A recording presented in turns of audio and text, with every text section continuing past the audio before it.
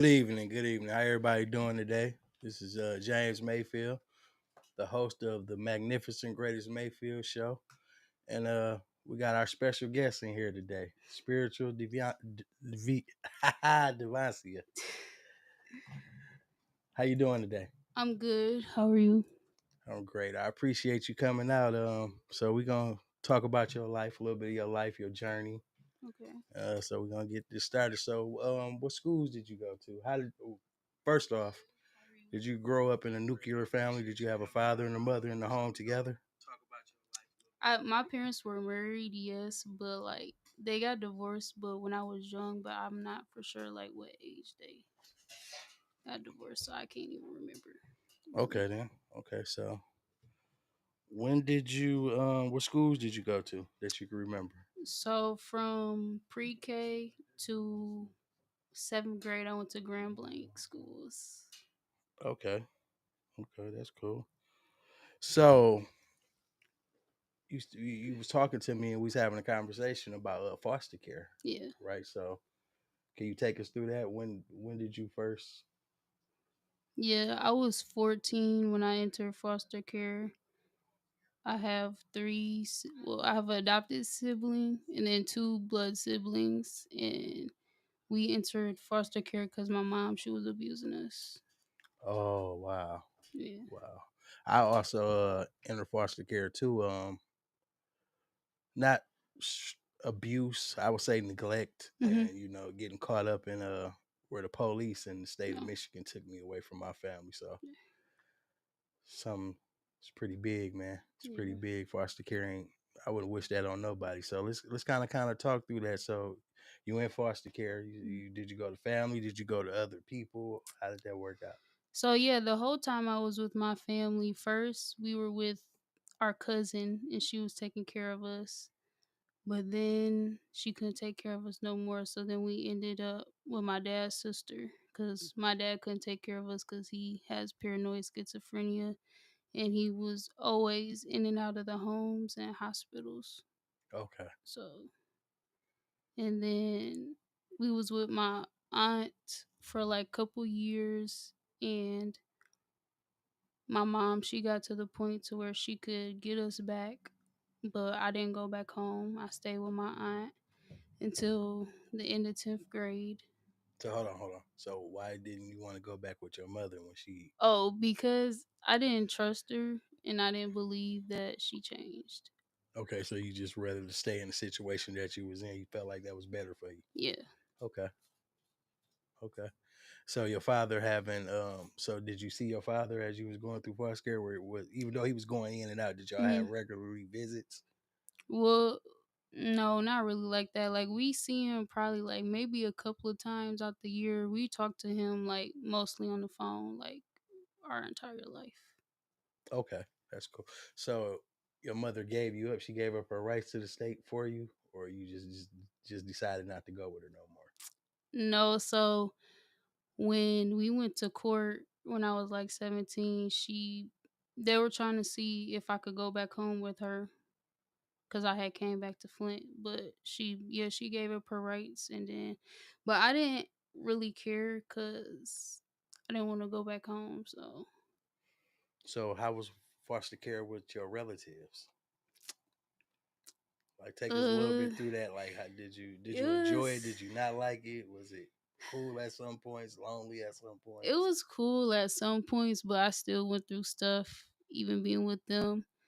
Like my aunt and her husband, a situation happened with that. Um, he took me to a motel and was trying to touch me inappropriately. Okay, so the boyfriend of your auntie, No, this was her husband. her husband. Yeah. Wow. So did you tell her when that happened? Because I know sometimes when Mhm. women young, they try to keep it in. It's like a secret, or they feel ashamed to talk about it. Mhm. Or did you go right to her and tell her this the business?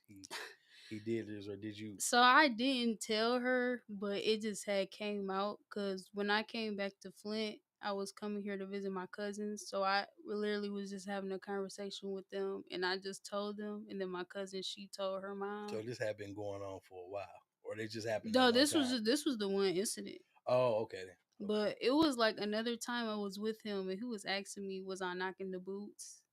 And I was Just like, inappropriate yeah. stuff. And I was like, that was the first time he ever asked me that. And I was like 15. And I was like, no. And he was like, yeah, you know what I'm talking about. I was like, no, I don't know what you're talking about. So how did your auntie react to that when you To told her? She didn't believe me. She thought I was making it up. Typical. Typical. Yeah. And they had a church too. They were pastors. Wow. Wow, that's deep. Yeah. So, how do you think being in foster care or dealing with all of this affected you? Like, how did I mean that? How did it affect you? How did you feel about all of this? You know, you so young and all of this happening to you, and Yeah. It was a lot, man. I mean, when I was like 17, I felt like I didn't want to be here no more because it was just too much. lonely, depression. Well, not even lonely. It was just like so much trauma, like back to back. Like, my mom abused me. Then my dad, he wasn't there, stuff. And then the situation with my aunt's husband, it was just too much. Like, I was still in high school when a lot of this stuff happened. So it was a lot. But then I started dancing on the dance team, and Okay. the state was paying for me to dance on the So let's team. talk about that, because you smiling, so you happy. So we gonna get away from that. So you started dancing. So you Yeah. dancing for. Can you tell us the name of the? Heart of Worship Dance Studio. Okay, so church dancing. Yeah. Okay, then. So you was able to release yourself and Yeah. really be you Mhm. and have creativity dancing. Yeah, and I was on the basketball team too. Oh yeah, you was a hooper. What Yeah. position you play? Honestly, I really can't remember because it's been a while, but But you I you was was able playing. to do things that made you happy, and you can kind of get away from that situation. Did you go through counseling? During that time, no, I started going back to council when I got to college. College. Okay, so Yeah. you overcame it with the college. So let's walk us through that. So you graduated from high school. Where you graduate from? Southwestern. Southwest. Okay, ain't nothing wrong with Southwest. I Ain't nothing wrong with mean, that's where you I came. got bullied at Southwestern, Okay, so that was difficult too. But okay. yeah. So we graduate from Southwestern. So we get college opportunities. Where did Mhm. we decide to go? And what did you? Why did you want to go to college? And what did you want to do when you first got there? I didn't know what I first wanted to do, but I figured out I wanted to do social work because I feel like it's me giving back to the community and stuff, and I want to work with foster youth. So I went to U of M Flint for like my first 2 years, and then I transferred to my. Okay. So I've been in college for a couple years. Trying to finish my prerequisite classes so I can start my bachelor's in social work. Okay. Okay. So you know that's 4 years. Are you planning on where you going for your bachelor's? Have you thought about that yet? Um, I'm not sure. Well, I think I want to go back to U of M Flint, but it's other schools like Wayne State has a social work program and stuff like that. So how do you feel like you can make a difference in other people's life, like far as especially coming from foster care? I know you Mm, went through it, but yeah. I'm a client. Okay, I'm sitting here. I'm a client. I'm your first client. I know you got prerequisites and stuff. So I've been in foster care. I'm feeling down. I'm feeling like nobody love me. I don't want to be here. Like, Okay. what? How would you handle me? What you learned so far? Like, I would just tell you, like, just because you were in foster care doesn't mean that you don't deserve love, that you don't deserve support, and like somebody will come that cares. Like, I can't say who it is, but eventually somebody will show you, whether it's a teacher, uh, anybody, a social worker. That's what I would say. okay then. So are you planning on after that? Like, you have other goals, or what is the alternative goal? 5 years from now, where do you see Five. yourself? Like, Graduated college. okay, I have a certification to work, be a peer foster care mentor. So I that's what's up. plan on doing something with that, but I don't want to commit to it and then it just be too much Yeah. because I do have a lot going on. And then I started DJing and stuff. Okay, you just full of all type of hats, all type of crafts. That's Yeah, what's and going then on. I'm in the community. I like do community events too, like So what are some of the so you say in community? We mean like what are some of the events that you can name that you have been a part I was a part of Black Lives Matters grassroots. of? Okay, It was the protest. so you're over there with Dewan and them, and Yeah, yeah, over okay, there. yeah, they pretty cool. Shout out to Yeah, Black Lives Matter, yeah, Dewan and them over there. yeah. Let me see. Hey, love, how are you coping with this on where you are today mentally? That's what Stephanie asked. Where how are Oh. you coping with this today mentally? I'm continuously going to therapy, and I just have people around me that support me and love me. Cool. Mm. Yeah, so we've been supposed to been talking about this for a couple of weeks, and I thought it was very interesting when she reached out and we was talking about it. Because, like I told her when we had a small conversation, I also was in foster care too, so it was like I kind of know what it feel like to be in foster care, and but mine was with other families I didn't know, which was a Mm. bigger step. You was at least with family that loved you or people that knew your family that Yeah, were a little closer. I'll put it like that. As yeah, far as a total stranger, so it's yeah, a whole different ball game. So yeah, we ain't gonna take nothing away from your experience because it was tragic, but yeah, I'm glad you overcame and you're overcoming. It sounds like you're gonna do a lot to change the world, and yeah. tell them they better put their sunglasses on because you just about to beam all over the place. I And then hope I like so. that you went to Mott. I went to Mott also, so Okay. that's pretty good. College is tough. College is tough. Yes. Especially with what you're gonna be doing. So this is something I want to do a seminar. This, so this is me giving this to you Okay. as far as me being, because I'm a collegiate scholar. So I went through Mott. I was the Oh, vice president of the International Honor Society over there. okay. With them and the team they put along with me, I helped them go from a 1 star to a 5 star chapter in one Oh year. wow. I had a literacy program over there during the height of COVID. Mm. So I got posters and probably some pictures still around the college. Actually, I'm on the online registration page Oh, okay. I'm gonna still. have to So, look at I it. did a lot of great work at Mott, a lot of programs I helped form behind the scenes. Uh, being a collegiate scholar, coming out of Mott, got letters from Washington, so I'm in the same books of the people that came from Yale, Princeton. Oh They wow. recognized me from Flint, Dang. so That's good. I would like to give this to you because I went on to get a master's. Mm. So, writing, some people like us, as melanated people, Mm. it'd be hard to articulate ourselves because we got to type. Yeah. So this is what I did. Help me through college. I got Grammarly. You ever heard of Grammarly? You ever used Grammarly yet? Yes. Yeah. So, but I got the paid version. Oh, so that's So even better. you get the paid version. It's Mm. like that horrible, horrible English teacher that put all them red marks on your paper and you gotta revise it, revise it, Yeah. revise it. Yeah. So if you pay for the Grammarly, Mm. sometimes you can get a 40-50% off, Mm. and you pay for that, and then you get Word. Word. Yeah. Yeah. Put Word on your phone. Okay. Put Word on your phone. Speak into Word. Okay. So now you're speaking your papers out because you'll get a paper that's 10 or 15 pages. I don't know if you got that yet. Or the professor Not want that 10. long. Okay, well let's Probably say like 8 to five or 10. six. Okay, so 5 or 6. So typically we don't really want to go to 6. We go with the 5. So we got Yeah. 5, we got 6, because we're trying to cram in the information and not have another page with red marks. But if you can speak into Word, you can really Mm. articulate yourself. And once you speak it into Word, you can press play on Word to read back to you, because we tend to put words and sentences and syllables and Okay. stuff that we're reading in our head because we know what it's supposed to say, but it really don't say that if somebody else read it, and Yeah. then you get marked down for that. So Mm. as you push play, you can listen to it, you can make all your corrections, and then you can import it into Grammarly, Okay. and then you can say it's paper professionally, and you put it in there. And Grammarly helps you structure. If you got any run-on sentences, it help you with that. If you got any comma slices, spices, or anything like that, it Mm. helps you do all of that. And once it goes through there and tell you your paper good, now you export it back out into Word, and now you submit it. Mm. Now you got a beautiful paper that you wrote with your own words. You was able to articulate it. You didn't Mm. have to type and take hours of typing or using smaller words or words that or sentences or ideas because you didn't want to put it all out there. Mhm. When I learned that and started doing that, I took off in college because you're gonna write a lot of papers doing that. Social Yeah. work. I took a Yeah. social work. Mhm. So yeah, so just something to think about. Try it. That way words start getting used to your voice and you can excel in college with that. Just Okay. imagine. Have you ever done any of that? What I'm telling you about now? I've used Grammarly before. Like I use Google Docs.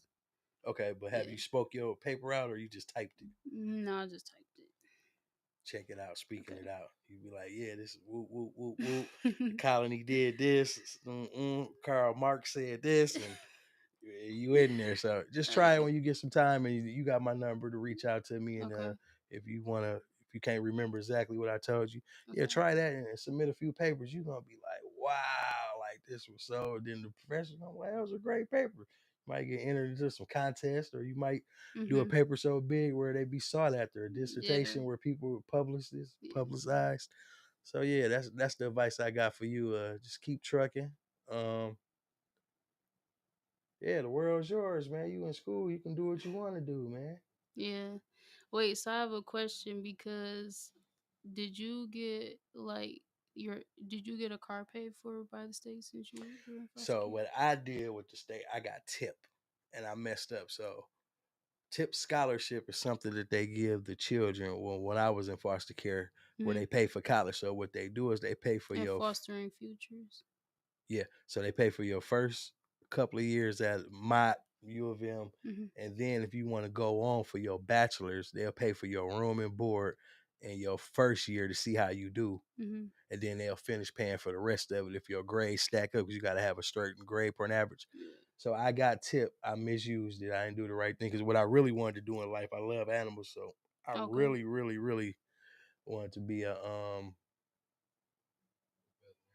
veterinarian. Yep, veterinarian. I Oh. wanted to go to Michigan State because they had one of the best programs for veterinarian Oh wow. then, but it didn't work out like Yeah. that. But that's what I wanted to do. So if you got tip or if you Mhm. know about it, take advantage of it because I know it's so many semesters, and so you don't have to go into debt. You could take your Pell grants Mhm. and tip pay, and you can pocket the federal Pell grant, and that way only do it when you need it Mhm. because student loans will come back to hunt you. Yeah. They will come back and holler at you, and they want their Yeah. money. But if you Yeah. can get the Pell Grant, they give you so many semesters, I think, I think I two get it years now. The pilgrim. and tip. Yes. See, well, you should be able But to that keep. wasn't like so I forget what it's specifically called, but they have like I think it's YIT funds or something where they will purchase you a car and pay for your first 6 months of insurance and register it and all that. Well, see, yeah, back when I was coming up through it, they didn't offer me that. And if they did, I didn't know nothing It about it. was But like $5,000 that they will pay, yeah. And then you can like put money into it too if you want to, but you don't have to. well, okay, then. Well, see, that's something that foster children should know because I Yeah, didn't know that. yeah. That's Yep. cool. That's cool. So, um, do you have any more questions for me before we get ready to end this? You want to know anything, or do you want to share anything? What would you say to foster children or people that's feeling like they don't want to be here? Not even just foster care, because it's a lot Hmm. of teens that's around your age or younger that just feel like they just don't want to be here. What Yeah. words of encouragement do you have for them right now? Look at the camera and tell Okay. them. I would say talk to somebody and just keep saying something until somebody listens. Cause I know sometimes adults don't be listening. And for the parents, like, make sure that you're listening to your child because, that's very important. Okay, so how people can find? 'Cause I know you sent me. You got a Oh, YouTube channel, right? oh yeah, I got a YouTube. It Yeah, tell is them about that. Spiritual Davoncia on YouTube, Instagram, TikTok, and that's it. That's it. And where are you going with this? What do your YouTube mean to you? What does should it mean to someone watching it? My YouTube is like inspirational because I talk about my story on there too. So I just want to inspire people and be positive and give hope. Okay then. Well, I like thank you for well, we got another one on here. Do you think you can help others that's going through this in any kind of way? That's what Stephanie asked. Yeah, I do. I think I can, especially like foster youth, because I can relate to them. They might be feeling like, dang, like, when is my parents going to get it together? Because I felt like that too. I would suggest that you go to therapy also because that has helped me a lot. Yeah. So, James, I got a couple questions. You mind? Yeah, come on. Okay, so spiritual Davoncia. Davoncia. Mm, Now, go if you don't mind okay. for anyone that's going to watch this or watching it right now. Mm, When you were going through the uh, SA issues okay. and people were putting you in a corner saying you need to do this or you owe me or however, talk how you got through that and what people should do to get out of it and around it. If Well, especially if nobody's listening. I just kept saying stuff, and eventually somebody did listen, and I think me going to therapy helped a lot too. And you can't really like worry about if somebody's saying, "Oh, you're lying and making it up," because it's your story. Like, can't nobody take that from you. That's your experience, you know. And yeah, you just can't really like worry about somebody saying that you're lying and stuff. And then my final question is, how do you handle the mental health issues that come along with those type of things that you've lived Mm. through? Yeah, You know, being that, some things may trigger you. You may see some people that make you feel like, oh, you remind me of something that I don't want to remember. yeah. How do you deal with those things and help people to that with that journey? I go to the nature trail a lot. I spend a lot of time in nature. I meditate. I do yoga, and I go to therapy. That's really like what I do. Sometimes I journal, but that's really what I do for the most part. Okay, thank you. Mm. Thanks, G, for them positive questions. Great stuff. Yeah, so thanks for coming out today. It was a pleasure. Mm. We want to revisit this again, Okay. probably towards summer. See how you doing, how you going, how school going, Okay. what's the next steps, and what else you got going on. All right. And thanks everybody for tuning in. The people that tuned in. Thanks Stephanie for the questions, for interacting with us, and thanks everybody for just participating for Out of the Mud. We want to give a shout out to MUA Jock for all your makeup needs. It's www.shopmakeupismylife. She has her own cosmetic line. She also would apply makeup on you, get you together, and she also teaches women how to apply makeup on themselves. She has classes, so make sure y'all hit her up. We like to thank George Grundy II for engineering the show today. We like to thank Larry Lott for being a part of Out of the Mud, and thank you for watching the Magnificent Greatest Mayfield show. I see y'all again in about an hour. We got another hot one coming.